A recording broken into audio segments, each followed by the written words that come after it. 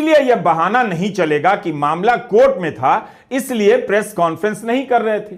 अनेक प्रमाण दिए जा सकते हैं कि इसी दौरान चुनाव आयोग अलग अलग तरीके से बोल रहा था, विपक्ष के दावों का खंडन कर रहा था, सूत्रों के जरिए बोल रहा था, तो प्रेस कॉन्फ्रेंस क्यों नहीं कर सकता था? उम्मीद है मुख्य चुनाव आयुक्त ज्ञानेश कुमार 17 अगस्त की दोपहर देश को बताएंगे कि चुनाव आयोग का यह सूत्र कौन है। राहुल गांधी ने जी जान मेहनत लगाकर दोस्तों जो सच सामने लाने का काम किया, अब देखिए किस तरह से राहुल गांधी के उस दाव को पूरी तरह से फेल किया जा रहा है और अपना आखिरी दाव चुनाव आयोग या फिर भारतीय जनता पार्टी या फिर मोदी जी ने अपना आखिरी दाव चल दिया है। किस तरह से राहुल गांधी की इस मेहनत को पूरी तरह से पानी फेरते हुए नजर आ रहे हैं। हमारे साथ वरिष्ठ पत्रकार मौजूद है रवीश कुमार, आप उनके इस रिपोर्ट को देखिए। नमस्कार, मैं रवीश कुमार। चुनाव आयोग प्रेस कॉन्फ्रेंस करेगा। 17 अगस्त रविवार की दोपहर प्रेस कॉन्फ्रेंस की सूचना आई है। रविवार को ही बिहार के सासाराम से राहुल गांधी की वोट अधिकार यात्रा शुरू हो रही है। दोपहर के वक्त राहुल गांधी सासाराम में सभा करेंगे। सासाराम में इसके बाद 4 बजे के आसपास उनकी यात्रा शुरू होगी। 3 बजे दिल्ली में चुनाव आयोग की प्रेस कॉन्फ्रेंस होगी। गोदी चैनलों पर वैसे भी वोट चोरी के खिलाफ यात्रा का किस तरह से कवर होगा अंदाजा लगाना मुश्किल नहीं, लेकिन चुनाव आयोग की प्रेस कॉन्फ्रेंस की तारीख, दिन और समय देखिए तो साफ पता चलता है इसकी रणनीति कितनी राजनीतिक है। बिल्कुल। जिस समय राहुल गांधी रैली या यात्रा कर रहे होंगे उसी समय गोदी चैनलों पर चुनाव आयोग की प्रेस कॉन्फ्रेंस का सीधा प्रसारण होगा। सीधा प्रसारण आयोग के दावे चलने लगेंगे और बहस की दिशा कहीं और चली जाएगी। सवाल है कि चुनाव आयोग की यह press conference SIR, Rahul Gandhi के आरोपों का जवाब देने की नीयत से बुलाई गई है या वोट चोरी के आरोपों को टीवी से गायब करने की रणनीति को ध्यान में रखकर बुलाई गई। आखिर किस लिए बुलाई गई? जब से बिहार में एसआईआर शुरू हुआ है जून 25 से, तब से चुनाव आयोग की प्रेस कॉन्फ्रेंस की मांग हो रही है मगर नहीं हुई। ऐसे में क्यों ना आयोग की प्रेस कॉन्फ्रेंस की तारीख को राजनीतिक नजर से देखा जाए। बिहार के सासाराम से वोट अधिकार यात्रा की घोषणा 7 अगस्त के दिन हो गई थी, लेकिन शिबू सोरेन के निधन के कारण टल गई। 8 अगस्त को बेंगलुरु में वोट अधिकार रैली हुई, तब भी चुनाव आयोग ने कोई प्रेस कॉन्फ्रेंस नहीं की। 17 अगस्त से 1 सितंबर तक 16 दिनों की यात्रा पर राहुल गांधी निकल रहे हैं और चुनाव आयोग उसी दिन प्रेस कॉन्फ्रेंस का ऐलान करता है। उसी दिन प्रेस कॉन्फ्रेंस का नया संयोग है या कोई पुराना ही प्रयोग है? तो चुनाव आयोग का जवाब कितना आयोग के अनुसार होगा और कितना राजनीति के अनुसार, रविवार 17 अगस्त को आपको जानने का मौका मिलेगा। यानी कि आज के दिन, इतवार के दिन, ज्ञानेश कुमार मुख्य चुनाव आयुक्त प्रेस कॉन्फ्रेंस में आएंगे तो यह उनकी पहली प्रेस कॉन्फ्रेंस होगी। 19 फरवरी 2025 को मुख्य चुनाव आयुक्त बने थे। क्या मुख्य चुनाव आयुक्त ज्ञानेश कुमार प्रेस कॉन्फ्रेंस में आएंगे तो क्या वे इस प्रेस कॉन्फ्रेंस में वह आवेदन दिखाएंगे कि किस राजनीतिक दल ने उनसे लिखकर एसआईआर की मांग की थी? बिहार में चुनाव से पहले एसआईआर क्यों कर रहे हैं? चंद्रबाबू नायडू ने चुनाव आयोग को सुझाव दिया है कि जहां भी चुनाव हो वहां 6 महीना या 1 साल पहले एसआईआर ना हो। इस पर उनका क्या कहना है? क्या उन्होंने नायडू का सुझाव रिजेक्ट कर दिया है? मुझे पता नहीं। यह सब सवाल पूछे जाएंगे या नहीं। सवाल तो यह भी पूछा जाना चाहिए कि बिहार में एसआईआर की घोषणा 24 जून को एक प्रेस नोट से क्यों की गई?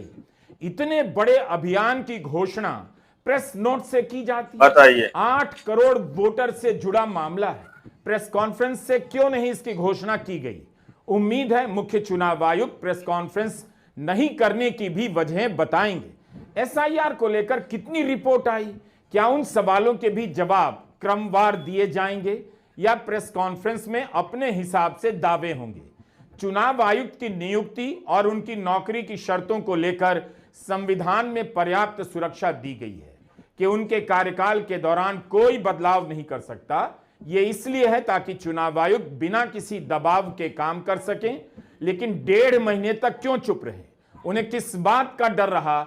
या फिर विपक्ष की बात सही है कि आयोग के बर्ताव में अहंकार दिखाई देने लगा? आयोग के बर्ताव में अहंकार। देखिए रवि जी, आज चुनाव आयोग कॉन्फ्रेंस की सूचना मिली है कि माननीय चुनाव आयोग कल प्रेस कॉन्फ्रेंस करेगा।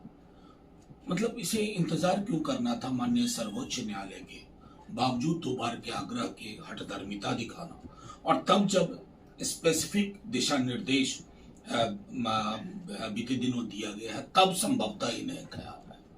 इनफैक्ट अब मैं समझता हूँ एक तरह का जो बार बार हम लोगों ने देखा अहंकार हावी सा हो चुका है, और कोई भी संस्था खास करके चुनाव आयोग जो लोकतंत्र के लिए प्रहरी की भूमिका निभाती है उसकी कार्यशैली में अहंकार नहीं आना चाहिए, उसको सुनने आना चाहिए। अभी भी सुनने आना चाहिए, जवाब देना आना चाहिए। देश दिया तो हमारी उम्मीद होगी कि विपक्ष के नेता अगर कोई आपसे आपत्ति दर्ज करते हैं, शिकायत आपके पास ले जाते हैं, तो उसका समाधान करिए, बातचीत करिए, मिसलीडिंग का तबका ना लगा दे। दूसरी चीज जो मैं मानता हूं कि अभी भी जो प्रेस टाइमलाइन है इस पूरे मसले पे, उसमें आपको थोड़ी फ्लेक्सिबिलिटी लानी होगी, खास करके वैसे लोग जो बिहार से बाहर पलायन करके रह रहे हैं लेकिन वोटर बिहार के हैं। अब इस विंडो में मैं समझता हूं कि अगर आप थोड़ा फ्लेक्सिबल नहीं होंगे, और वो आप कैसे होंगे, आपका उद्देश्य होना चाहिए मैक्सिमम इंक्लूजन, एक्सक्लूजन आपका उद्देश्य दिख रहा था बीते दिनों। उम्मीद है इस कार्यशैली में बदलाव होगा, और हाँ, लेवल प्लेइंग फील्ड आपका एक दूसरा मैंडेट है, बहुत महत्वपूर्ण मैंडेट है, जिसका क्षरण जिसको खत्म होते हुए हमने बीते वर्षों में देखा है, वो रिस्टोर करिए। उसके लिए आप कल क्या संदेश देते हैं? पूरा जुलाई गुजर गया, आधा अगस्त बीत गया, मगर आयोग ने एक भी प्रेस कॉन्फ्रेंस नहीं की। विपक्ष के 300 सांसदों ने आयोग के मुख्यालय तक मार्च का आयोजन किया, मार्च नहीं करने दिया गया, उन्हें हिरासत में ले सीधा प्रसारण होगा। तब भी चुनाव आयोग ने प्रेस कॉन्फ्रेंस नहीं की। 17 अगस्त को ही चुनाव आयोग प्रेस कॉन्फ्रेंस कर रहा है। अच्छी बात है, चुनाव आयोग यह नहीं कह सकता कि मामला कोर्ट में था इसलिए प्रेस कॉन्फ्रेंस नहीं कर रहे थे। राहुल गांधी से लेकर योगेंद्र यादव के ट्विटर पोस्ट पर मिसलीडिंग का ठप्पा किस लिए बुलाई गई है? जिला निर्वाचन अधिकारी सही खबरों को भी नकार तो रहे थे। अजीत अंजुम के खिलाफ शिकायत की भी खबरें आई। ठप्पा ही लगाना था मिसलीडिंग का तो अनुराग ठाकुर के उस दावे पर भी लगा देते कि 5 लोकसभा और 1 विधानसभा में वोटों की चोरी हुई है। अगर चुनाव आयोग यह सब कर रहा था तो कोर्ट में मामला चलते हुए भी प्रेस कॉन्फ्रेंस कर सकता था। लेकिन जैसे जैसे सवालों की संख्या बढ़ती गई, आयोग की चुप्पी पसरती गई। इसलिए यह बहाना नहीं चलेगा कि मामला कोर्ट में था इसलिए प्रेस कॉन्फ्रेंस नहीं कर रहे थे। अनेक प्रमाण दिए जा सकते हैं कि इसी दौरान चुनाव आयोग अलग अलग तरीके से प्रेस कॉन्फ्रेंस का विपक्ष के दावों का खंडन कर रहा था, सूत्रों के जरिए बोल रहा था, तो प्रेस कॉन्फ्रेंस क्यों नहीं कर सकता था?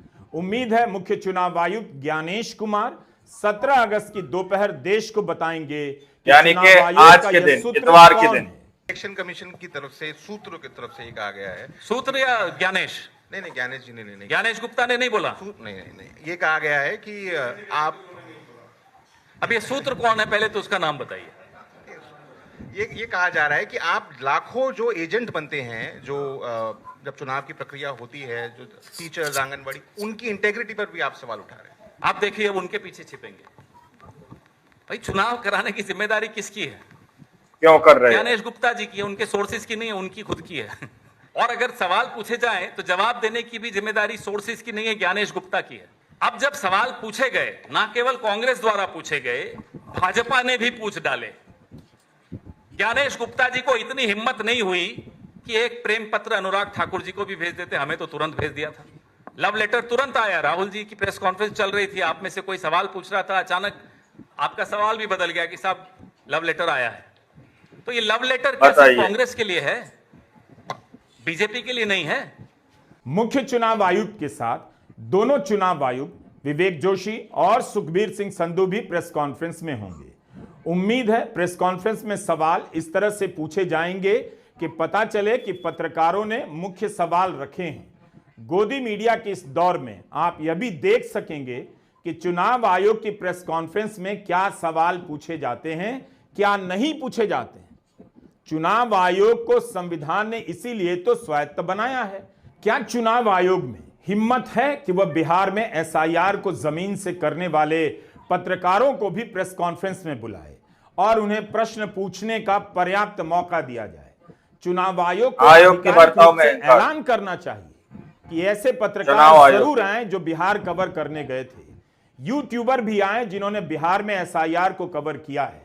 क्या आयोग ऐसा कर पाएगा? हम सभी जानते हैं कि अजीत अंजुम ने यूट्यूब पर इस मुद्दे को कितना कवर किया।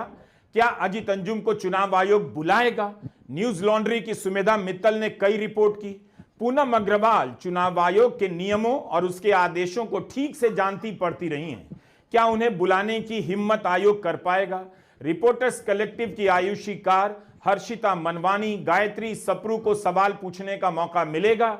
इंडियन एक्सप्रेस की दामिनी नाथ और संतोष सिंह को मौका मिलेगा? यूट्यूबर स्वराज टाइम्स के संतोष सिंह को भी बुलाया जाएगा? सामने आना चाहिए, जवाब देना आना चाहिए, बुलाया जाएगा जिन्होंने रिपोर्ट छापी है, मगर भास्कर ने अपनी रिपोर्ट में उनके नाम नहीं दिए हैं। इलेक्शन कमीशन से सवाल तो बहुत सारे हैं, लेकिन मैं कुछ सवाल बिहार एसआईआर पर और कुछ सवाल राहुल गांधी द्वारा किए गए प्रेस कॉन्फ्रेंस पर करूंगी। बिहार एसआईआर से रिलेटेड पहला सवाल यही है कि इलेक्शन कमीशन हमें ये बताएं जो 65 लाख वोटर्स। दोस्तों, आप लोगों ने इस वीडियो को शुरू से आखिर तक देखा। वीडियो के अंदर साफ तौर पर बात की गई है कि किस तरह से चुनाव आयोग एक अपनी अलग ही चाल चलते हुए नजर आ रहे हैं। यानी कि सीधे तौर पर 17 अगस्त दिन रविवार, इतवार का दिन रखा गया है, जिस वक्त राहुल गांधी जो है बिहार के अंदर रैली करेंगे। अब सीधे तौर पर किस तरह से राहुल गांधी को लेकर इस तरह से पूरा जो सिस्टम है उसको रोक दिया जाएगा और एक तरह सारे चैनलों पर चुनाव आयोग का इंटरव्यू चलेगा। दोस्तों, आप लोग समझ सकते हैं कि कितनी उससे यहाँ पर काम दिया गया है, कितनी समझदारी से काम दिया गया कि राहुल गांधी की उस यात्रा को ना दिखाया जाए, है ना। अब आप लोग समझ सकते हैं कि कितना खतरनाक दिमाग लगाया दोस्तों। बाकी आप लोगों ने इस रिपोर्ट को देखा सुना, आप लोग इस रिपोर्ट के बारे में क्या सोचते हैं, क्या समझते हैं, अपनी राय कमेंट सेक्शन में जरूर दीजिएगा। इन तक वीडियो में जब तक के लिए जय हिंद, जय भारत।